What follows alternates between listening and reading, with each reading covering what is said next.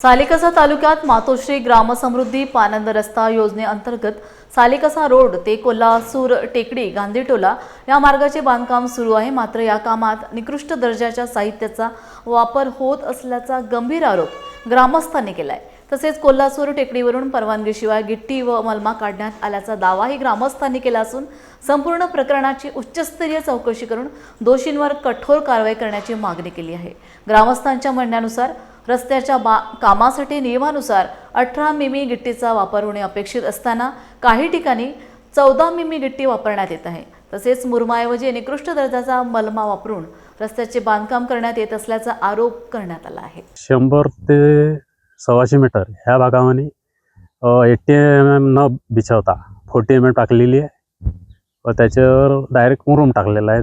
रोलरने न दबाई करता, रोलिंग न करता बाकीच्या रोडवरही ते बाकीच्या उर्वरित जो रोड आहे त्याच्यावर 80 mm बिछवून मुरुम मलमा टाकलेला आहे, काही मुरुम टाकलेला आहे आणि त्याच्यानंतर रोलरची घोटाई न करता, पाणी न टाकता डायरेक्ट 40 mm म्हणजे गिट्टीच हे टाकलेली आहे। तरी काही 1-2 लोकांच्या असं शिकायत आल्या आहेत, तेव्हा आम्ही काल बघितलं थोडासा।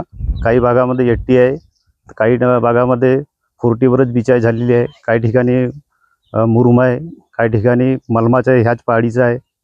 आणि जो जिल्हा परिषदचा जो माल होता, उर्वरित माल 20 ते 25 वर्षापासून, त्या उर्वरित मालाचा 40-80चा ह्या रोडावर उपयोग करण्यात आला आहे। काम चालू आहे तुमचं आता इथं आम्ही स्पॉटवर चौकशी केली आहे।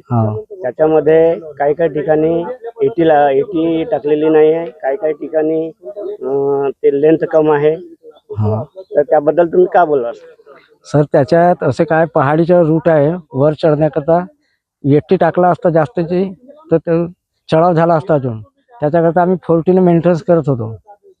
आणि मला हे सांगा की गावकऱ्यांचे बी असं म्हणणं आहे की इथं 80 टाकलेली नाही आहे, बेलन नाही चाललेलं आहे, इथं मुरमाच्या ठिकाणी मलमा टाकत आहेत। याबद्दल तुम्ही काय बोलाल? मलमा म्हणजे ह्या पहाडीचाच आहे सर, तो त्याच्या ह्याच्यात जमते म्हणून त्याच्यात टाकला आणि वरून तो दुसरा मुरुम टाकत आहे। तुमच्या एस्टिमेट मध्ये असा लिहिला आहे की ह्या पहाडीचा मलमा, ह्या पहाडीची गिट्टी टाका म्हणून, असं आहे का एस्टिमेट मध्ये? एस्टिमेट आम्हाला तर तेवढं माहित नाही राहत ना सर, आमच्याकडे मिळत नाही एस्टिमेट। पहिले अगोदर गिट्टा बिछवून झाला आहे तिकून सुरुवातीपासून, आणि मग त्याच्यावर गिट्टी आणि पहिले मुरुम टाकलेला आहे। मग त्याच्यानंतर आता अजून हा एक वेळ अजून व्हायचंच आहे, पूर्ण काम व्हायचंच आहे। अजून ग्रामसभेचा बी ठराव आहे, म्हणून सनेरी आम्ही हे गिट्टी म्हणजे विक्रेते म्हणजे हे ठेकेदारांनी घेतली आहे ग्रामपंचायतकडून। मुरमाच्या ठिकाणी मलमा कुठे टाकण्यात येत, जो मलमा टाकण्यात येत आहे पहाडी भाग आहे आणि पहाडी भागाच्या ठिकाणी लेवल मेंटेन करताना कुठं कुठं मलम्याचा उपयोग करून नंतर तुमची गिट्टी टाकून त्याच्यावर जो शासकीय दर याच्यानुसार मुरुम पाहिजेत उत्तम दर्जाचा, तो मुरुम या ठिकाणी उपलब्ध आहे, तुम्ही ते पाहू पण शकता।